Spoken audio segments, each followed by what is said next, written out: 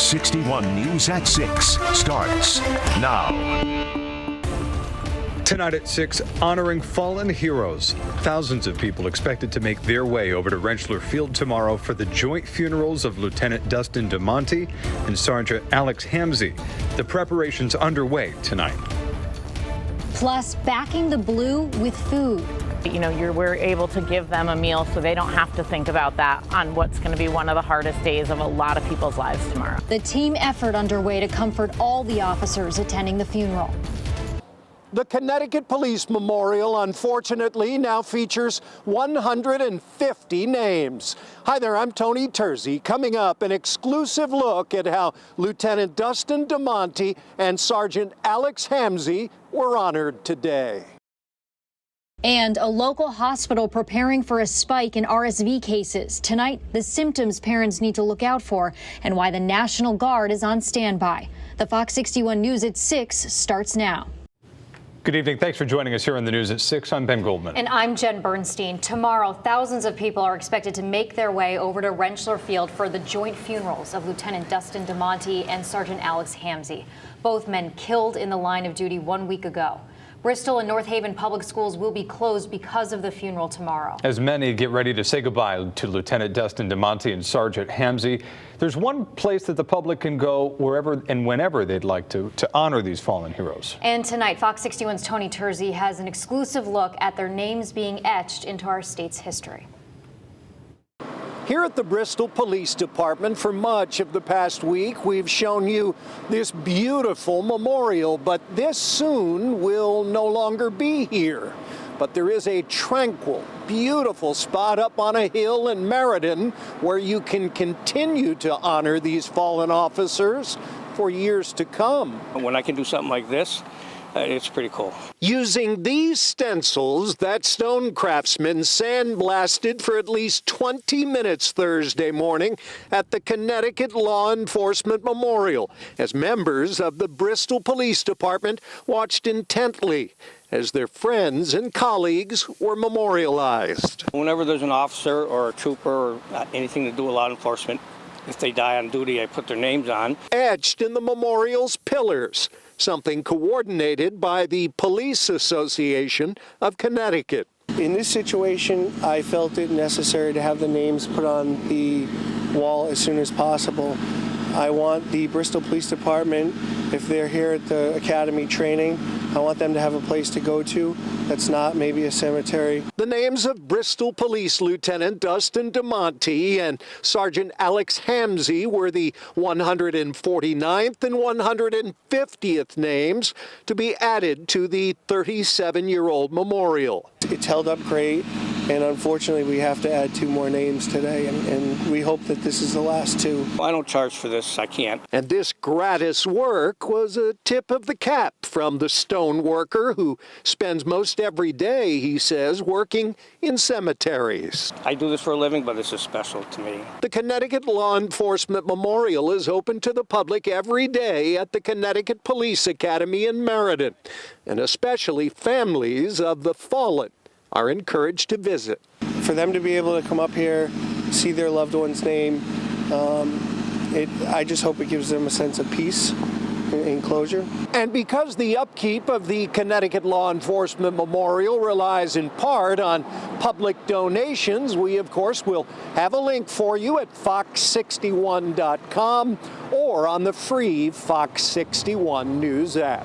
Here in Bristol, I'm Tony Terzi, Fox 61 News. Tony, thank you. And as the preparations are in place for the funerals of the 2 police officers at Rentschler Field, there's now a group at work to serve those who protect and serve.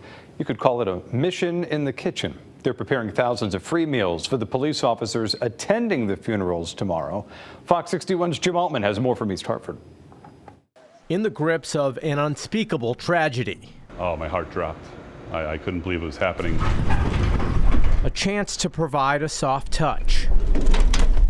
This is the frontline force working to make a difference for our first responders. At Pratt & Whitney Stadium, ahead of the funerals for Sergeant Alex Hamzy and Lieutenant Dustin DeMonte. Put it in that right there. This is the mission in the kitchen. Got everyone together and Bizzuto's and Hometown all came together and got us all the food that delivered right to Rentschler Field, which is fantastic. And now we're here prepping it. We're doing thousands of hamburgers and thousands of hot dogs to feed the officers. Everything has been donated. The Cheshire-based Hometown Foundation is leading the efforts, providing some comfort the best way they can. All about the community coming together, working together. It's been around-the-clock calling for Jen McCullough and company. At the Hometown Foundation, we work very closely with Bizzuto's and then Adams IGA Markets, the Farmington Polo Club, and AquaTurf. We all kind of came together to make this happen. So make sure you take the papers off those, okay? He's off-site, but on the job.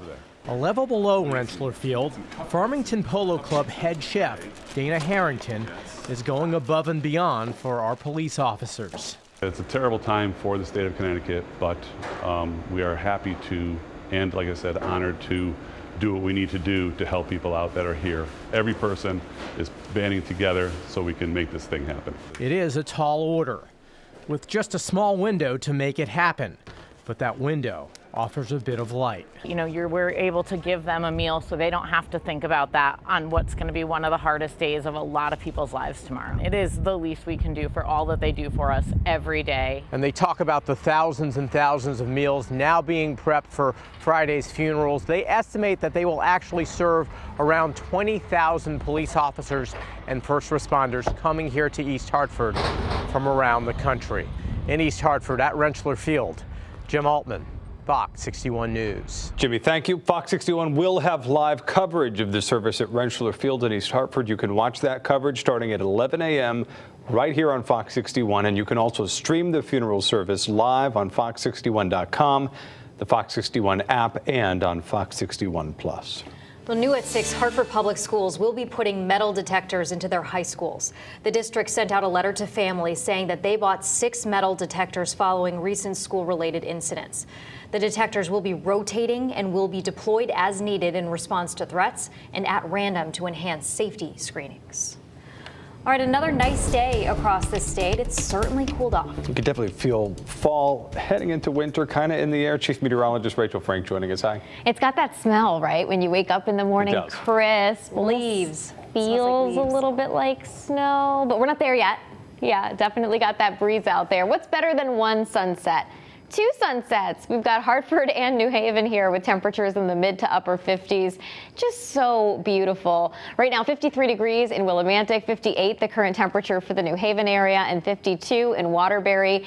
It's breezy. Here's that wind we were talking about out of the south with gusts anywhere from 15 to 25 miles per hour. Those wind gusts will eventually come down later tonight, especially overnight into tomorrow, and that will go a long way to making it feel a little bit more comfortable for you for your Friday. So it's another frosty night ahead. Temperatures dropping into the low to mid 30s inland, and I think near 40 degrees for the Connecticut shoreline. But as we head through the afternoon tomorrow, we'll see temperatures climb into the low 60s. That's a few degrees warmer than today, but we actually get the wind to diminish a lot as well. So both of those things together, I think, will make tomorrow afternoon feel a lot more comfortable than it is outside today.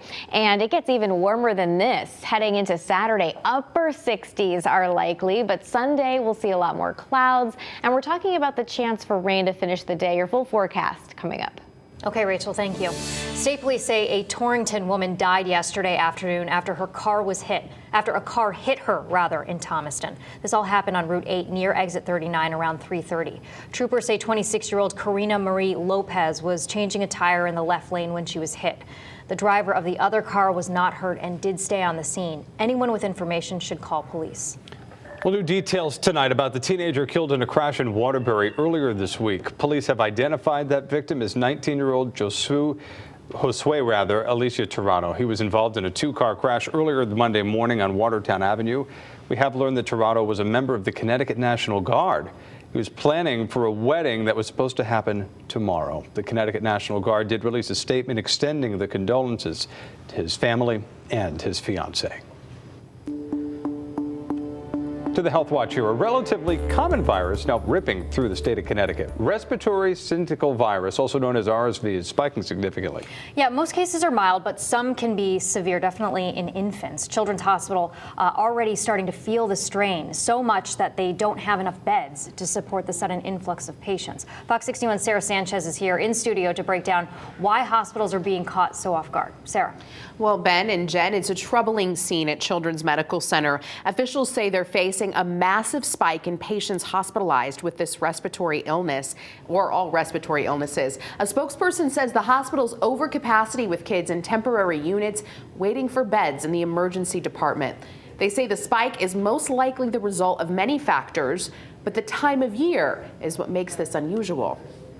Rarely, if ever, do we see this level of RSV in late summer, early fall. That has resulted in many kids coming into Connecticut Children's and frankly exceeding our capacity to have them in our traditional inpatient unit. They're also working with FEMA and the National Guard on plans to possibly set up an outdoor tent to handle the rise in young patients who are looking for treatment. It would be temporary if we need it. It would be in our front lawn if we need it. And again, we're in active conversations with the health department. They obviously need to authorize this. They're looking at our numbers and our request, and depending on what happens with the next 2, 3, 4 days, then we will make that effective. Health experts encourage parents to look out for the symptoms of RSV in their little ones. The CDC says some of those symptoms consist of a runny nose, coughing, sneezing, wheezing, fever, and a decrease in appetite. Doctors say the virus can last anywhere from 7 to 10 days, but some more severe cases could last longer. Certainly concerning news for parents and something to look out for. Ben, Jen, back to you. Sarah, thank you. New tonight, the Connecticut Blood Center is declaring a blood emergency. This is now the second emergency they've declared in the last 75 days. Health officials say that the region's blood supply is down to a 1 to 3 day supply. The center says they like to stand at a 5 to 7 day supply, but have not seen that level in more than 30 months. Connecticut Blood Center is asking the community, especially youth and first-time or former blood donors who have not given in the last few years, to step up, take some of the burden off those who have been giving blood.